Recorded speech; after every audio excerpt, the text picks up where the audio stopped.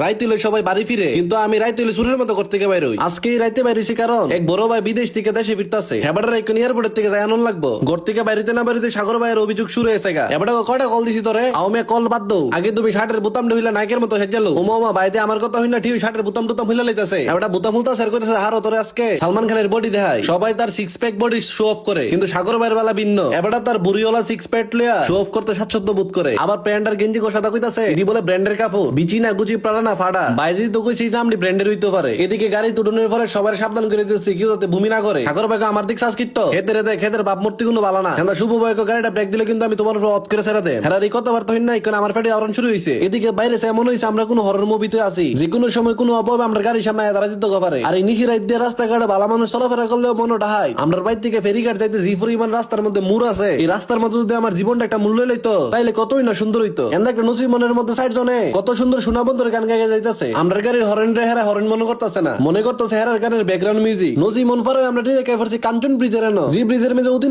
12 মাস হই বালু নামক কুয়াশা সৃষ্টি হয়ে থাকে। আর এই রাস্তা দিয়ে যদি আপনি বাইক দিয়ে যাতায়াত করে তাহলে চেহারার লগে শরীরের কাপড় চোপড়টিও ফ্রিতে মেকআপ করে লাইতে পারবেন। এই কাঞ্চন ব্রিজের বালুর কুয়াশা পার হইলো আপনার সামনে হরবা আলোক জলমলে সেই 300 ফিট। আমরা অনেকেই সামনাসামনি বা ভিডিওতে 300 ফিটের রাস্তার সৌন্দর্য দেখছি, জেনে রাস্তার লগে আশেপাশের পরিবেশ অসম্ভব সুন্দর। আর টানেলের নিচে দিয়ে গেলে মনে হয় কিউর বিয়া বাড়ির গেট দিয়ে মনে ঢুকতাছি। বাইরের ফ্লাইট ল্যান্ড করতে আরো দেরি আছে, যার কারণে 300 ফিট একটা আমরা ব্রেক দিলাম। আর এত রাইতে মোটামুটি আজকে মানুষ এনো ভরা। এনা 300 ফিট রাইতে এলে আমার একটা না একটা আইসক্রিম ভালো লাগে, নাইলে আমার ভিতরটা ঠান্ডাও না। আইসক্রিম ঢাই আমার গরম শরীরে ঠান্ডা কইরা আলোক জলমলের 300 ফিট দেখতে দেখতে আবার আমরা রওনা দিয়ে দিলাম এয়ারপোর্টের উদ্দেশ্যে। দিনের বেলা ঢাকা ঢুকলে জ্যামের কারণে আমার দুমটা ফোরা বাইরে জায়গা, আর রাইতের ঢাকার চিত্র পুরাই ভিন্ন। এই ভিন্ন চিত্রের ফাঁক দাম রায় পড়ছি হযরত শাহজালাল আন্তর্জাতিক বিমানবন্দর। এদিকে সাগর ভাই কই থেকে জানি মালামাল ক্যারি করণের গাড়ি লইছে। এটা দেখে আমার ছোটবেলার বিয়ারিং এর গাড়ির কথা মনে পড়ে গেছে গা। পরে আমি টুস করে দাইটার ফেবে গেছি গা। বোনের লগে লগে সাগর ভাই আমার মাইক্রো তোলা হামলা দিতে লইছিল। আও কি তো তোমার লগে কোনো শত্রুতা আছে নাকি আমার? পরে বেটা কারে না বেটা অভিজ্ঞতা নাই তুই গাড়ি চালানোর, এই কারণে একটু এরকম মিস্টেক হয়েছে গা। তুই বেরা লইছে এই বলে আমরা বারবারই করা। এই যে দেন একটা গাড়ি যাওয়ার পরে একটা গাড়ি তোলা আমার হামলা দিতে লইছিল।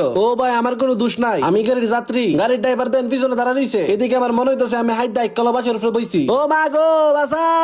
জীবনের তাগিদে বিমানবন্দরের গেট দিয়া যারা বাংলাদেশ ত্যাগ করছে তাদের মধ্যে বেশি সংখ্যক মানুষই একেবারে বাংলাদেশ আইতে পারে না। কারণ দায়িত্ব এমন একটা জিনিস যেটা আপনার কান্দে একবার লইলে আপনি চাইলে ওইটা আর নামাইতেন পারতেন না। আর এই দায়িত্বের কারণে দেশে থাকা অনেক তরুণ বিদেশ গিয়া বাংলাদেশের অতিথি হয়ে থাকা, যারা নিজের মাতৃভূমি ছেড়ে হাজার মাইল দূরে নিজের মাতৃভূমিতে থাকা মানুষের লিগে অক্লান্ত পরিশ্রম করে যেতেছে, তাদের লিগে আমার মন থেকে দোয়া এবং ভালোবাসা। এন্দা ভাইয়ের ফ্লাইট ল্যান্ড করতে আর কিছুক্ষণ সময় বাকি আছে, যার কারণে কোমল পানি খায়া নিজের মনটা একটু কোমল করানোর লেগে চিন্তা ভাবনা করলাম হেবড়া থেকে একটা ঠান্ডা